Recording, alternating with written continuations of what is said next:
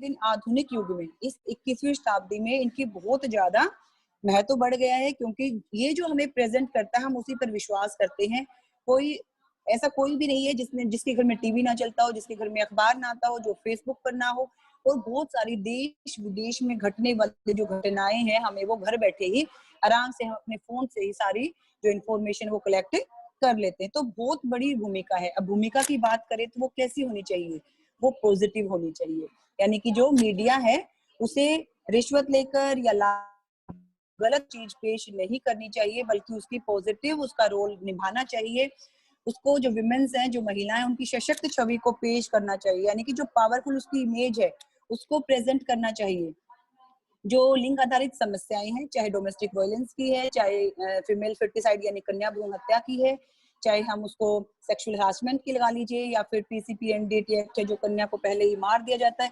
मतलब जितनी भी समस्याएं हैं जो लिंग आधारित हैं, उन समस्याओं को सामने लाना चाहिए, आम जनता उसको समझे और उसके लिए सरकार पर दबाव बने। महिलाओं की शिक्षा, सुरक्षा, इन मुद्दों पर बात जरूर करनी चाहिए। साथ ही साथ महिलाओं को अवेयर करने के लिए अवेयरनेस प्रोग्राम चलाने चाहिए। और जो संवैधानिक अधिकार हमें मिले हैं, जो सरकार ने संविधान ने हमें दिए हैं हमारे विकास के लिए, उसको भी उसे प्रेजेंट करना चाहिए। क्योंकि बहुत सारी महिलाएं वो जो नहीं पढ़ती है, टीवी जरूर देखती हैं। अब वो टीवी देख रही है, अगर टीवी के माध्यम से उन्हें बार बार वो चीजें फंडामेंटल राइट्स की या इक्वलिटी की बात बताई जाएगी, तो कहीं ना कहीं वो अवेयर हो सकती हैं। तो मास मीडिया जो है इसका पॉजिटिव रोल होना ही चाहिए। पूर्ण सुरक्षा की व्यवस्था, पूर्ण सुरक्षा भी होनी चाहिए। आज के दिन जिस समाज में हम रह रहे हैं, महिलाओं की प्रतिदिन बढ़ने वाले जो अपराध हैं वो हमसे छुपे हुए नहीं हैं। आए दिन जब हम अखबार उठाते हैं, न जाने कितनी ऐसी घटनाएं हैं जहां हम कभी रेप की न्यूज होती है, कहीं डोमेस्टिक वायलेंस की होती है, कहीं दहेज के लिए बेटी को जलाया जा रहा है, कहीं पर उसको शिक्षा से वंचित किया जा रहा है, यानी कि मतलब उनको सुरक्षा नहीं है। इन सुरक्षा के लिए क्या करना चाहिए, सरकार के द्वारा कठोर कदम उठाने चाहिए। सख्त कानून बने हुए हैं, लेकिन दिक्कत कहाँ है, उनका सख्ती से पालन करना चाहिए, उन्हें लागू करना चाहिए। यानी कि महिला सुरक्षा की पूर्ण गारंटी होगी, तब कहीं ना कहीं जेंडर इक्वलिटी स्थापित हो सकती है, या वो पूर्ण रूप से हमारे समाज में व्यवस्थित हो सकती है। नेक्स्ट, रोल ऑफ फैमिली यानी परिवार की भूमिका। परिवार समाज की सबसे महत्वपूर्ण छोटी इकाई है, और परिवार ही वो शक्ति है जो चाहे तो सब कुछ बदल सकती है। परिवार में जितने भी मेंबर्स हैं उन सबको क्या होना चाहिए, प्रगतिशील दृष्टिकोण रखना चाहिए, यानी पॉजिटिव और प्रोग्रेसिव जो एटीट्यूड है वो रखना चाहिए। सबको सहभागिता से काम करने चाहिए, एक्टिव होना चाहिए, पॉजिटिव एटीट्यूड रखना चाहिए, एडजस्टमेंट उनके अंदर होनी चाहिए, बैलेंस की यानी संतुलन की जो शक्ति है वो होनी चाहिए। चाहे पति पत्नी है, चाहे बेटा बेटी है, या कोई भी रिश्ता है परिवार में, सब एक दूसरे की प्रतिभा और योग्यता को पहचाने। आपसी जो एक हार्मनी होती है, सौहार्द होता है, उसके द्वारा एक दूसरे का सम्मान करें। अगर कोई किसी परिवार में ये लगता है कि बेटी में या बहू में बहुत ज्यादा पोटेंशियल है, वो आगे तक जा सकती है, तो ये सोचकर उसे ना रोकें कि ये लड़की है, ये महिला है, ये हमसे आगे बढ़कर क्या करेगी। यानी उन्नति के पथ पर उन्हें अग्रसर करने का हमें यथासंभव प्रयास करना चाहिए। तो फैमिली की जो भूमिका है, यानी कि जो रोल ऑफ फैमिली है, वो बहुत ही इंपॉर्टेंट है। क्योंकि हम कहाँ से सबसे पहले शुरुआत कहाँ से होती है, जेंडर इक्वलिटी वाली चीज को जो स्थापित नहीं हो पाती, यानी कि इनइक्वलिटी रहती है बचपन में ही। जब उसे बताया जाता है आप लड़की हो, आपको ये काम करने हैं, आप लड़के हो, आपको ये करना है, ये आपको नहीं मिलेगा। क्यों नहीं मिलेगा? क्योंकि आप एक लड़की हो।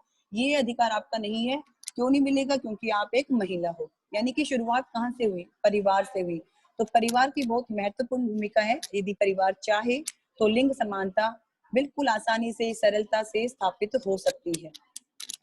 नेक्स्ट हमारा टॉपिक है स्टूडेंट्स, पॉलिटिकल अवेयरनेस यानी कि राजनीतिक जागरूकता। महिलाओं को राजनीति में जागरूक करने के लिए या उनको लाने के लिए अधिक एफर्ट्स करने चाहिए। विमेन पॉलिटिकल पार्टिसिपेशन होना ही चाहिए। यद्यपि 33% रिजर्वेशन है, लेकिन क्या उसके बावजूद हम उतना जो रिजर्वेशन महिलाओं को मिला है उन्हें अधिकार के रूप में, क्या उतनी महिलाएं राजनीति में हमें दिखती हैं? नहीं दिखती हैं। उसके लिए जो पॉलिटिकल पार्टीज हैं उनको भी ट्रेनिंग प्रोग्राम्स चलाने चाहिए, political awareness program for womens, इस तरह के प्रोग्राम्स ऑर्गेनाइज करने चाहिए। जो आए दिन रैलियां होती हैं, ठीक है, वोटिंग के लिए, इस तरह की कैंपेन विमेन्स को भी अवेयर करने के लिए करनी चाहिए, क्योंकि महिलाएं राजनीति में भी आएंगी तो कहीं ना कहीं वो अपना पोटेंशियल वहां भी दिखाएंगी और उनका जो आत्मसम्मान है वो बढ़ेगा, आत्मनिर्भरता बढ़ेगी और वो बहुत अच्छे से आगे बढ़ सकेंगी। उच्च शिक्षण संस्थाओं की बहुत भूमिका होनी चाहिए इसमें, पॉलिटिकल अवेयरनेस में, यानी कि जो हायर एजुकेशन है, जैसे अभी आप कॉलेज में हो, हम कितनी सारी एक्टिविटीज करवाते हैं, आपका डिबेट है, डेक्लामेशन है, जिस बच्चे को नहीं भी पता है वो भी उस चीज के बारे में सीख जाता है। तो इस तरह से हमें हायर एजुकेशन में भी उस चीज को प्रमोट करना चाहिए जो विमेन पॉलिटिकल पार्टिसिपेशन है उसके लिए। नेक्स्ट हमारा है विमेन रिजर्वेशन, महिला आरक्षण।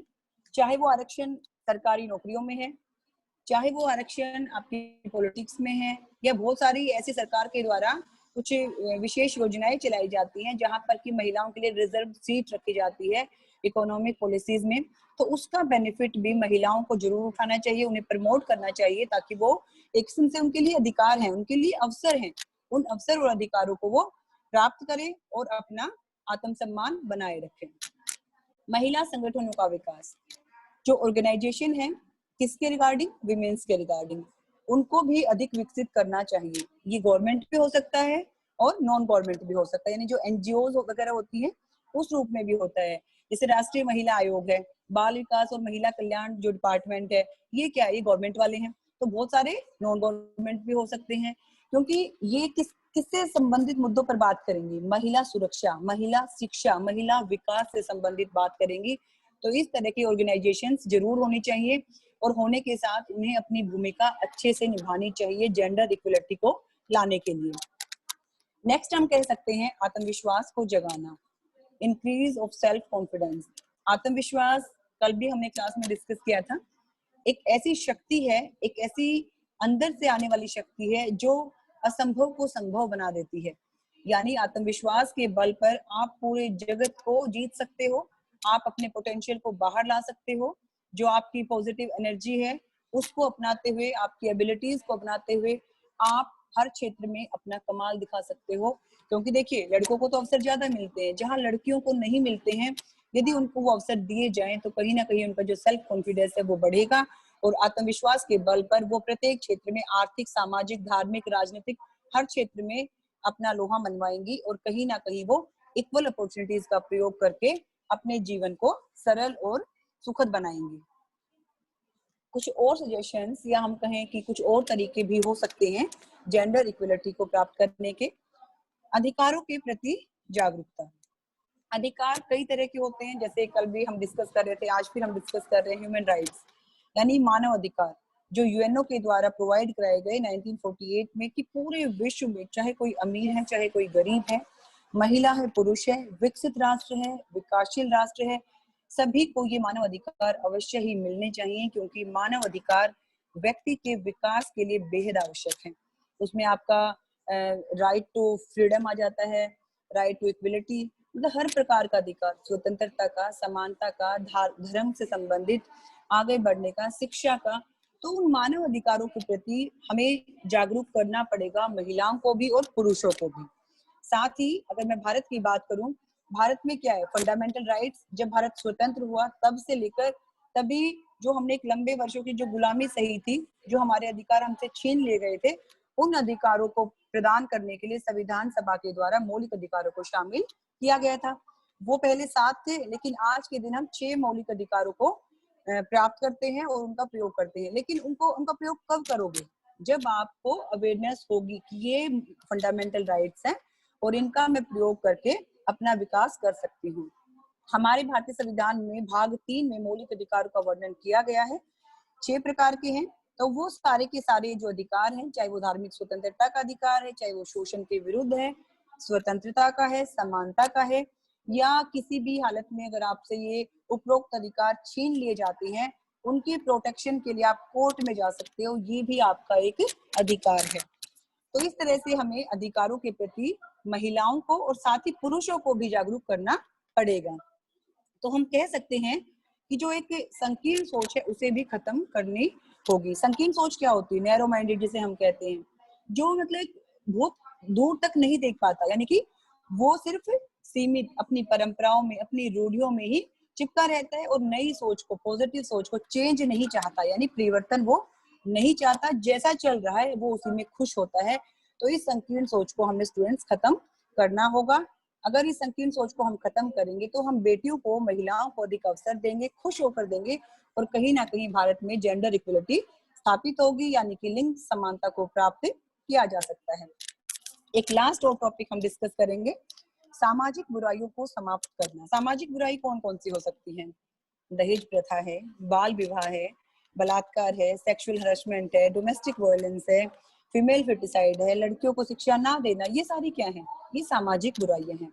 यानी समाज में व्याप्त उन सभी बुराइयों को हमें समाप्त करना होगा जो कहीं ना कहीं समानता को धक्का पहुंचा रही है, चोट पहुंचा रही है, या स्वतंत्रता और समानता और अवसर व न्याय प्राप्त करने में बाधा उत्पन्न कर रही हैं।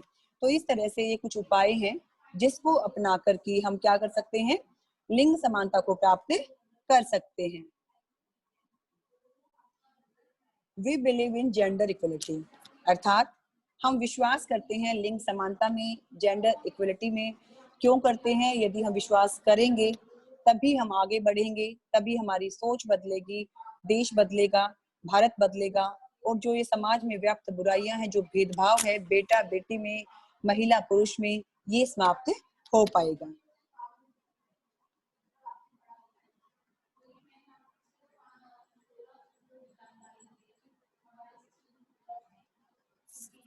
थैंक यू स्टूडेंट्स, आज का हमारा जो टॉपिक था वो कंप्लीट हुआ। आज हमने डिस्कस किया क्लास में कि कौन कौन से सजेशंस हो सकते हैं, या कौन कौन से वेज हो सकते हैं, उपाय हो सकते हैं, जिसको अपनाकर हम क्या कर सकते हैं? हम लिंग समानता को स्थापित कर सकते हैं, जो कि बेहद आवश्यक भी है भारत जैसे विकासशील देश में, जहां सरकार के द्वारा इतने पहल की जा रही है। लेकिन जब तक हम नहीं बदलेंगे, हमारी सोच नहीं बदलेगी, कहीं ना कहीं ये परिवारों में, समाज में जो जेंडर इक्वलिटी है वो नहीं आ पाएगी। तो इस असमानता को समाप्त करने के लिए हम सबको पहल करनी होगी, और इस तरह के छोटे छोटे जो उपाय हैं वो हमें अपनाने ही होंगे।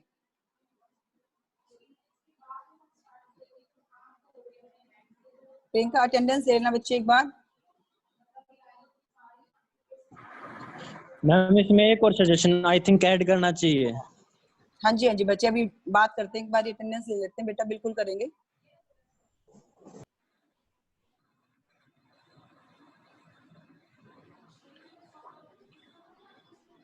हाँ जी स्टूडेंट्स, अब बताइए, अगर आपको लगता है कि हम इसमें कुछ और सजेशंस ऐड कर सकते हैं तो, क्योंकि देखिए मैं विजय प्रेजेंटेशन बोल रहा स्किल्स। हूँ, BA first year, roll number 17।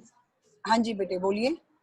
Ma'am इसमें सजेशन ये ऐड करना चाहिए कि मतलब जो ग्राम पंचायत लेवल पे है ना, वहां पे भी कैंपेन चलाने चाहिए, क्योंकि जहाँ से बिल्कुल जो छोटा सा स्तर होगा ना, अगर वहां से शुरू करेंगे तो कुछ अलग ही बात होगी। बिल्कुल बेटा, इसीलिए मैंने फोकस किया परिवार पर, कि परिवार सबसे छोटी इकाई है, ठीक है। अगर फैमिली उस चीज को प्रमोट करेगी तो अपने आप ही सोसाइटी किससे बनती है? मान लीजिए आप अगर अपने मैम बच्चों एक को अधिकार फैमिली दे के रहे हैं। मतलब जो